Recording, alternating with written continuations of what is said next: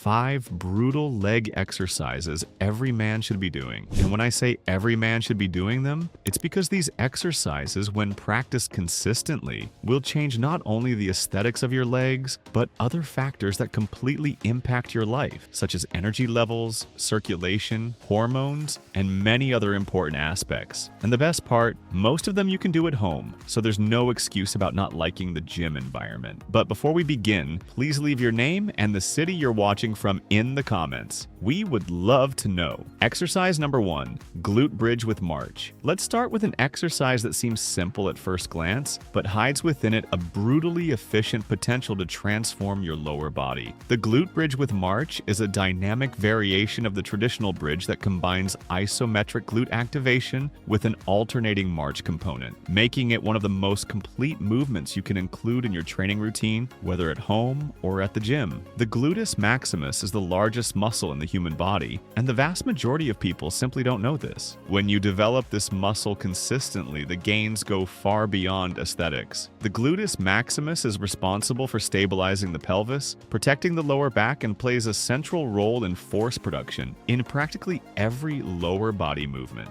In addition, a well-trained glute strongly activates the epic effect, the process in which the body continues burning energy for hours after the workout to recover the largest muscle in the body. A study published in the Journal of Orthopedic and Sports Physical Therapy identified that the glute bridge activates the gluteus maximus at up to 106% of maximum voluntary contraction, surpassing even the conventional squat on this metric. Can you imagine the impact of that on your daily training? In addition to the gluteus maximus, the exercise strongly recruits the gluteus medius, the hamstrings, and the entire core, including the lumbar stabilizers and deep abdominal muscles. To perform correctly, lie on your back with your knees bent at 90 degrees and your feet flat on the floor at hip width. Lift your hips by contracting your glutes until you form a straight line between your shoulders, hips, and knees. From this elevated position is where the differentiator of this exercise begins. Alternately, raise one knee toward your chest without letting your hips drop or rotate to the sides. Maintain contraction and control throughout the entire execution, a tip that makes a big difference. Try to imagine you are squeezing an orange between your glutes the entire time your hips are elevated. This image helps maintain active contraction far more efficiently than simply thinking about raising your hips. The main errors to avoid are hyperextending the lower back when lifting the hips, letting the hips tilt to the side when raising the leg, and losing glute contraction during the march phase. Perform 3 to 4 sets of 10 to 16 repetitions per leg. If you have acute lower back pain or an active herniated disc, speak with a doctor before starting this exercise. Exercise number 2, Bulgarian split squat. If there is one unilateral exercise that separates committed men from those who only show up at the gym to take photos, that exercise is the Bulgarian split squat. Also called the Bulgarian split squat, it is widely recognized as one of the most effective movements for male lower body development, precisely because it imposes significant overload on each leg independently. And this has enormous value that many people ignore. Muscular imbalances between the legs are extremely common and go completely unnoticed when you train only with bilateral exercises such as the conventional squat. The Bulgarian split squat exposes and corrects these differences directly, promoting functional strength gains that transfer to sports, daily activities, and the long-term protection of your joints. The exercise intensely recruits the quadriceps, the gluteus maximus, and the hamstrings of the front leg, while also requiring considerable stability from the gluteus medius and ankle muscles. To perform, position one foot elevated on a bench or chair behind you, with the front foot advanced far enough so that the knee does not excessively pass the toes. Descend in a controlled manner until the front thigh is parallel to the floor, keeping the torso upright and the core engaged. Then drive the heel of the front leg into the floor to rise, as if you wanted to leave the imprint of your heel in the ground. The main errors to avoid are letting the front knee collapse inward, which we call dynamic valgus, leaning the torso excessively forward, placing the weight on the back foot instead of the front foot and descending quickly without control during the eccentric phase. Remember that the lowering phase is where a large part of the hypertrophic stimulus occurs, and wasting it with haste is leaving results on the table. Perform 3 to 4 sets of 8 to 12 repetitions per leg. The main contraindications involve knee injuries, especially patellar chondromalacia and ligament instability, as well as hip or ankle pain that may be aggravated by the position required. Exercise number 3, Romanian deadlift. The posterior chain of the thigh is without a doubt the most neglected muscle group in male training. Most men stack sets of quadriceps work and practically ignore the hamstrings, creating an imbalance that, in addition to harming aesthetics, considerably increases the risk of knee injuries. The Romanian deadlift, also called the stiff leg deadlift, is the most efficient tool to correct this. A review published in the Journal of Strength and Conditioning Research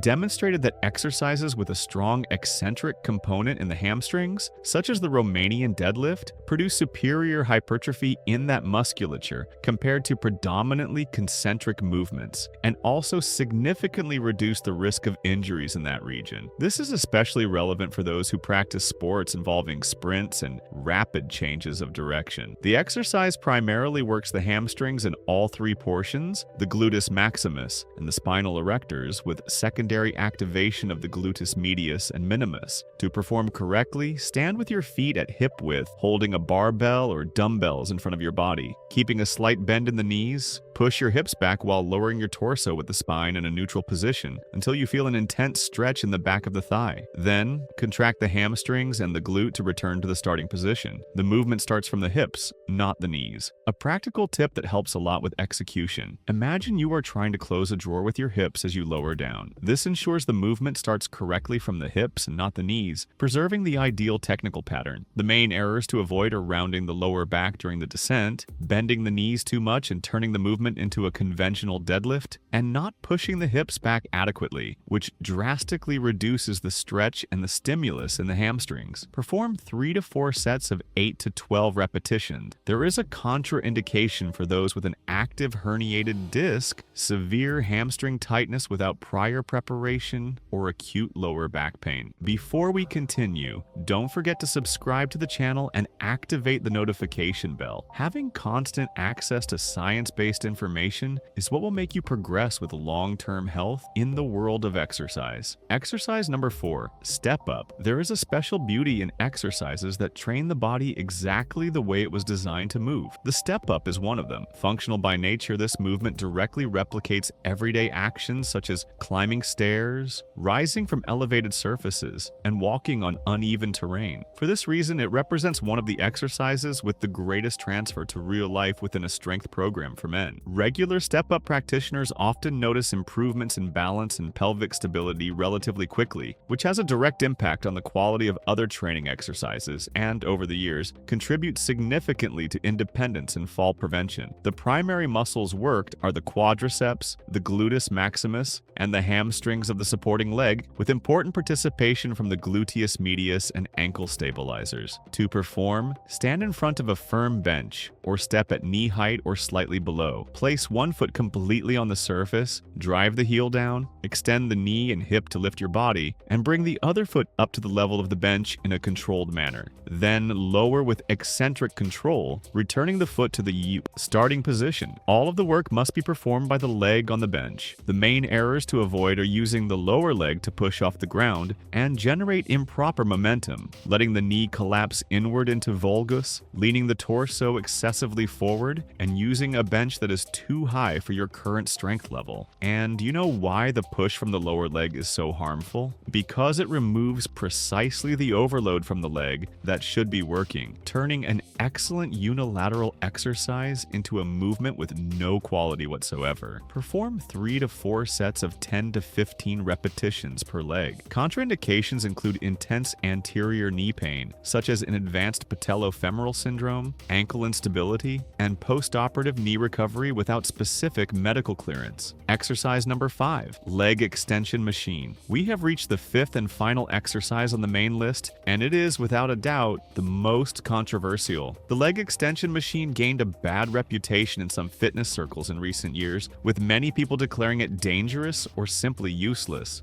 But the reality is far more nuanced than the extremes tend to suggest. When performed correctly, the leg extension machine is a valuable and complementary tool for the specific development of the quadriceps, and the science is on your side. A study published in the Journal of Strength and Conditioning Research demonstrated that this exercise promotes greater hypertrophy in the distal portion of the rectus femoris compared to the squat, showing that the two movements complement each other and that neither one alone is sufficient to maximize quadriceps development across its full length. In other words, it is not a battle between the squat and the leg extension machine. Both have their place. The exercise isolates the quadriceps very efficiently, working especially the vastus medialis, the vastus lateralis, the vastus intermedius, and the rectus femoris, without significant overload on the joints when performed with proper technique. To perform, adjust the seat so that the machine's axis is aligned with the knee and the pad is positioned just above the ankles. Keep your back fully supported against the seat, extend the knees in a controlled manner to full extension, perform a brief isometric contraction at the peak of the movement, and return with controlled eccentric speed, a tip that greatly enhances results. Don't rush the final contraction. That pause of 1 to 2 seconds with the knees extended increases time under tension in the quadriceps significantly, maximizing the hypertrophic stimulus without needing to increase the load. The main errors to avoid are using excessive weight with reduced range of motion, performing the movement explosively without a controlled negative phase, and improperly adjusting the equipment, especially the rotation axis of the machine relative to the knee, which unnecessarily overloads the joint structure. 3 to 4 sets of 10 to 15 repetitions are recommended. The main contraindication is for people with patellar chondromalacia, patellofemoral syndrome, or post-anterior cruciate ligament surgery without specific clearance from a physical therapist. These 5 exercises are already enough to completely transform your leg training. But as we promised, we have 2 special bonuses that will take your program to an even higher level. Check them out. Bonus exercise number 1, rest squat. The rest squat is probably the most ignored exercise by Western men, and at the same time, one of the most important for long-term joint health. In many Asian and African cultures, remaining in this position is something completely natural and everyday. For most men who spend hours sitting in chairs, in the car, and on the sofa, this position can feel like a humiliating flexibility test, but that reveals exactly why it is so necessary. The problem is not the position, it is how far we have moved away from it throughout our lives. Unlike the conventional squat, the goal here is not to repeatedly rise and lower with a load. The goal is to remain in the deepest position of the squat, below parallel, with the hips between the heels, in a progressively more relaxed manner, using your own body weight to improve the mobility and capacity of the lower joints at extreme ranges of motion. The structures worked include the adductors, the hip flexors, the tibialis anterior, the soleus, and the joint capsules of the ankles, knees, and hips. These are precisely the regions that suffer most from a sedentary lifestyle and the natural aging of the body. To perform, position your feet slightly wider than shoulder width with an external rotation of about 30 degrees. Lower slowly to the deepest position possible without raising your heels off the ground. Use your elbows against your knees to push them outward, and instead of fighting the position, try to progressively relax into it. The secret lies precisely in this relaxation, which allows the joint structures to gradually adapt to the required range of motion. Hold for 1 to 3 minutes per session, which can be divided into blocks of 30 to 60 seconds throughout the day, including outside of training. The main errors to avoid are raising the heels off the ground, which inadequately transfers the load to the knees, maintaining excessive tension instead of seeking relaxation, and progressing too quickly in duration before the joints have adapted to the new stimulus. The main contraindication is for people with acute knee or ankle injuries and for those with severe stiffness without prior guidance from a professional.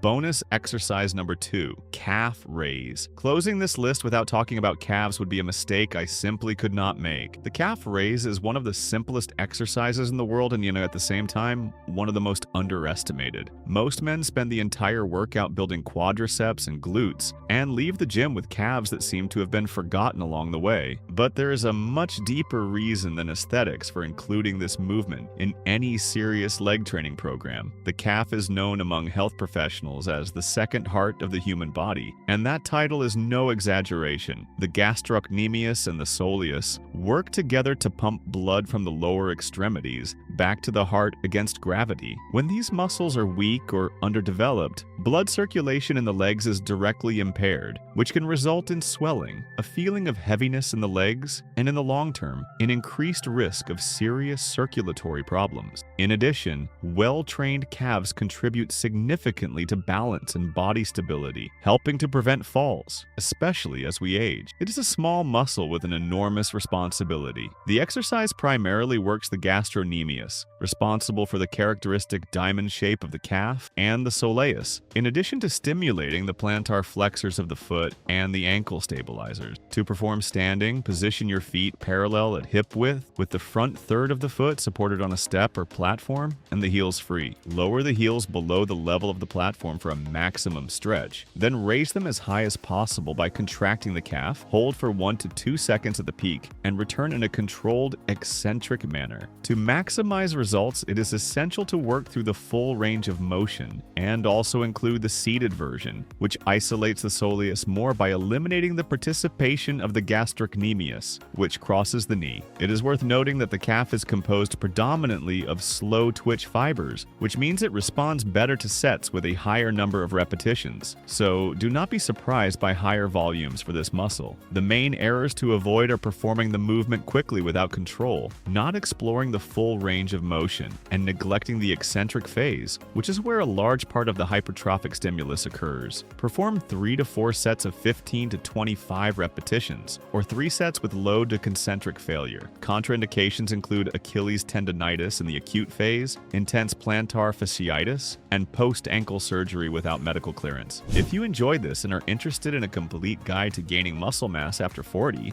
we have a video appearing on screen right now showing each of them in greater detail. Make sure to check it out. Thank you for watching until the end, and may God bless you, my friend.